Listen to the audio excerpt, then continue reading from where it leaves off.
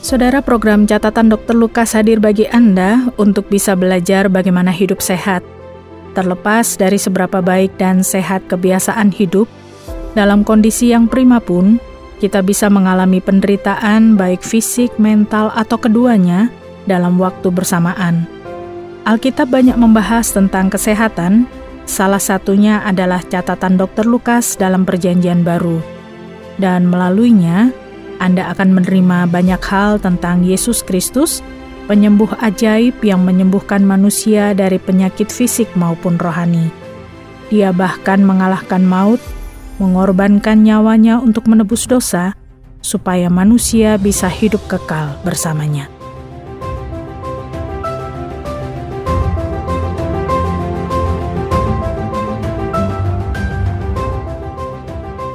Wang Ping adalah pria berusia 65 tahun. Suatu hari ketika dia sedang berjalan-jalan, tiba-tiba dia merasakan nyeri di bagian dadanya. Kemudian dia berhenti berjalan sampai rasa nyeri itu menghilang. Dia beristirahat beberapa menit, kemudian mencoba untuk berjalan kembali. Rasa nyeri itu datang dan pergi seiring dia berjalan dan berhenti. Ketika Wang Ping sampai di apartemennya, dia harus naik 2 lantai menggunakan tangga. Dia merasa kesulitan karena dadanya semakin terasa nyeri, seperti ada tali yang mengikat dadanya. Rasa nyeri itu disertai dengan sesak nafas, mual, dan berkeringat. Teman Wang Ping yang juga sedang naik tangga menyadari kesulitan temannya. Dia membantu Wang Ping naik ke apartemennya, kemudian memanggil ambulans untuk membawanya ke rumah sakit. Hasil pemeriksaannya menunjukkan bahwa dia terkena serangan jantung. Untungnya, Wang Ping tidak meninggal hari itu. Tetapi dokter tetap memberikan Wang Ping dan keluarganya beberapa opsi untuk mengobati serangan jantungnya. Banyak orang yang meninggal akibat penyakit ini, sedangkan orang-orang yang selamat juga sebagian besar akan mengalami masalah kesehatan serius, kemudian meninggal. Bisakah seseorang diobati setelah mengalami serangan jantung? Kalau bisa, bagaimana caranya? Pengobatan apa yang bisa diberikan untuk menolong mereka? Hal yang utama adalah cara mencegah serangan jantung. Bagaimanapun juga, kalau seseorang pernah mengalami serangan jantung, kemungkinan besar orang itu akan meninggal kalau mengalami serangan jantung kedua, sehingga pencegahan jauh lebih baik daripada pengobatan. Dr. Lukas membahas secara ringkas pencegahan serangan jantung. Bagaimana cara mencegah serangan jantung? Pertama, menjaga pola makan untuk menjaga berat badan. Kedua, olahraga setiap hari secara rutin selama paling tidak 20 menit. Ketiga, memeriksakan diri untuk mengetahui apakah Anda memiliki tekanan darah tinggi atau diabetes. Terakhir, harus menghentikan kebiasaan merokok. Lalu bagaimana cara mengobati serangan jantung? Pertama, serangan jantung disebabkan oleh penyumbatan pada pembuluh darah yang mengalirkan darah menuju jantung. Serangan jantung terjadi kalau pembuluh darah tersumbat secara total. Ada 2 cara untuk mengobati serangan jantung, yaitu dengan cara mengkonsumsi obat atau dengan cara operasi. Perkembangan obat-obatan untuk serangan jantung maju dengan cepat. Sebab itu ada berbagai macam cara untuk menolong penderita serangan jantung yang bahkan 15 tahun lalu belum ada. Obat apa yang perlu dikonsumsi? Ada berbagai jenis obat, tetapi ada banyak jenis obat baru yang sekaligus bisa mengobati tekanan darah serta kolesterol tinggi. Selain itu ada juga obat untuk jantung yang tidak dapat memompa darah. Ada sekitar 5-8 jenis obat yang bisa menolong pasien serangan jantung. Obat yang sederhana tetapi paling penting adalah aspirin. Obat ini bisa mencegah terjadinya serangan jantung pertama maupun serangan jantung lanjutan. Mengkonsumsi obat ini sebanyak 81 mg setiap hari bisa mencegah serangan jantung. Obat ini lebih penting untuk dikonsumsi oleh pria daripada wanita. Tetapi kita tidak tahu pasti apa alasannya. Kalau seseorang sudah pernah terkena serangan jantung, lebih baik untuk mengkonsumsi aspirin sebanyak 325 mg per hari. Tetapi dalam dosis sesedikit ini pun, aspirin bisa menyebabkan penyakit MAH. Oleh sebab itu, sebaiknya pasien mengkonsumsi aspirin jenis coated aspirin atau makan terlebih dahulu sebelum mengkonsumsi obat ini. Sejak usia berapa sebaiknya seseorang mulai mengkonsumsi aspirin? Untuk pria, sebaiknya sejak usia 30 atau 40 awal. Sedangkan untuk wanita, bisa dimulai sejak usia 40 atau awal 50. Mengapa ada perbedaan antara pria dan wanita? Secara umum, stroke dan serangan jantung pada wanita muncul 10 tahun lebih lambat dibandingkan pada pria. Mengapa? Para ahli berpendapat bahwa hal ini berkaitan dengan menopause pada wanita. Hormon estrogen yang dimiliki wanita hingga menopause bersifat melindungi dari penyakit stroke dan penyakit jantung. Ovarium pada wanita akan terus memproduksi hormon ini hingga mereka mengalami menopause. Barulah setelah menopause, wanita mulai rentan terhadap penyakit stroke dan serangan jantung. Sedangkan pada usia 60-an, pria dan wanita punya resiko yang sama untuk terkena penyakit stroke maupun serangan jantung. Alkitab menuliskan banyak hal tentang jantung manusia, tetapi Alkitab lebih banyak menulis tentang jantung rohani manusia daripada jantung fisik. Jadi pada bagian ini kita akan membahas tentang hati rohani kita. Apakah Anda tahu mengapa kita memiliki hati? Karena hati adalah pusat dari pemikiran dan emosi kita. Raja Daud pernah menuliskan tentang hati manusia. Orang bebal berkata dalam hatinya, tidak ada Allah. Busuk dan jijik kecurangan mereka, tidak ada yang berbuat baik. Allah memandang ke bawah dari sorga kepada anak-anak manusia untuk melihat apakah ada yang berakal budi dan yang mencari Allah. Yohanes menulis tentang Yesus dalam Yohanes 3 ayat 16. Allah begitu mengasihi kita hingga Dia memberikan anaknya yang tunggal bagi kita. Siapa dari kita yang mau mengorbankan anak tunggalnya supaya orang lain bisa hidup? Hanya Allah sajalah yang mau. Allah juga ingin kita menjalankan hidup yang penuh arti di dunia ini.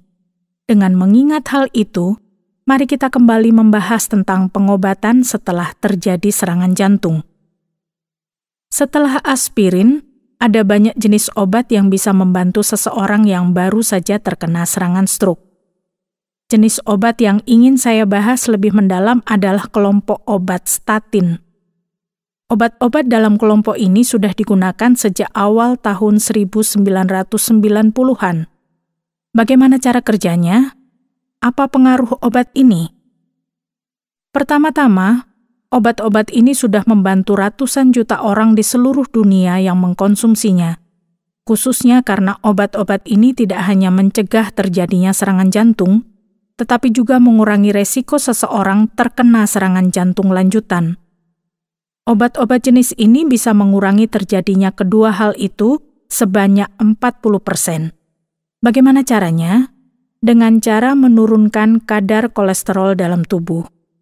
Kolesterol menyebabkan kerusakan jantung dengan cara menyumbat aliran darah pada arteri yang menyuplai darah ke jantung. Obat-obat ini menurunkan kadar kolesterol sehingga bisa mencegah serangan jantung pertama maupun serangan jantung lanjutan sebanyak 40%. Perlu diperhatikan juga bahwa obat-obat ini aman untuk dikonsumsi. Banyak orang di seluruh dunia yang sudah mengkonsumsi obat-obat jenis statin dan kemunculan efek sampingnya sangatlah rendah. Jenis kedua yang berguna adalah obat-obat yang bisa mengobati diabetes.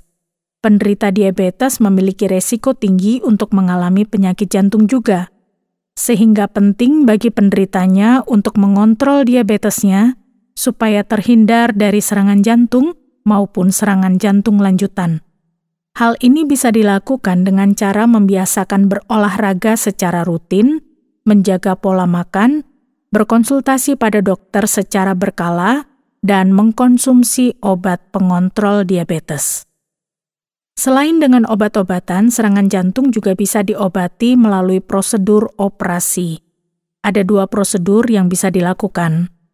Pertama, prosedur yang disebut cardiac catheterization atau kateterisasi jantung. Prosedur ini dilakukan dengan cara memasukkan kateter, yaitu tabung tipis dengan kamera pada ujungnya, untuk melihat apakah ada penyumbatan pada pembuluh jantung. Kateter dimasukkan melalui selangkangan, leher, atau lengan. Prosedur ini sudah dilakukan selama 40 tahun di seluruh dunia. Apakah prosedur ini beresiko? Ya. Tetapi kalau dilakukan oleh dokter yang berpengalaman, prosedur ini cukup aman. Kalau setelah prosedur ini dilakukan dan memang ditemukan adanya penyumbatan pada pembuluh jantung, tabung lain akan dimasukkan untuk melebarkan pembuluh darah yang menyempit atau tersumbat. Hanya dengan 1 prosedur ini, risiko serangan jantung bisa banyak berkurang. Prosedur kedua adalah operasi jantung, di mana dokter bedah jantung mencangkok pembuluh darah dari bagian tubuh yang lain untuk ditempelkan pada pembuluh darah jantung melewati daerah pembuluh darah yang tersumbat. Prosedur ini juga sudah dilakukan sejak tahun 1960-an. Meskipun operasi ini berskala besar, kalau dilakukan oleh dokter bedah jantung yang ahli, prosedur ini sangatlah aman. Pada beberapa kasus, pasien lebih baik ditangani dengan prosedur ini daripada prosedur kateterisasi jantung, karena beberapa pasien punya banyak pembuluh darah yang tersumbat. Tetapi tidak menutup kemungkinan bahwa di masa depan, prosedur kateterisasi jantung akan berkembang dan bisa menjadi pilihan yang lebih baik. Dalam ilmu medis, perkembangan pengobatan penyakit jantung adalah yang paling pesat, khususnya pengobatan penyakit jantung di mana terdapat penyumbatan pada pembuluh jantung. Di dalam Alkitab, Yesus disebut sebagai tabib yang hebat. Dia sudah menyembuhkan banyak orang dari berbagai macam penyakit. Selain itu, Yesus juga mengetahui bahwa manusia memiliki penyakit rohani, yaitu hilangnya kerinduan dan keinginan untuk dekat dengan Allah. Orang-orang ini tidak bisa merasa bahagia karena mereka tidak memiliki harapan dalam kehidupan ini maupun kehidupan sesudah kematian. Yesus Kristus datang untuk mengubah keadaan ini dengan cara mati di kayu salib untuk menebus kita dari dosa-dosa kita.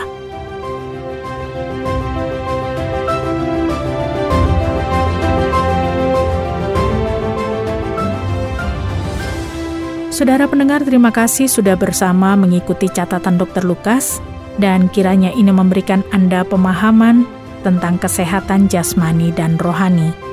Kalau Anda punya pertanyaan atau terkesan dengan acara ini, silakan kirimkan tanggapan Anda, bisa melalui SMS atau WhatsApp ke nomor 081 333 777 386, 081 333 777 386. Sampai jumpa.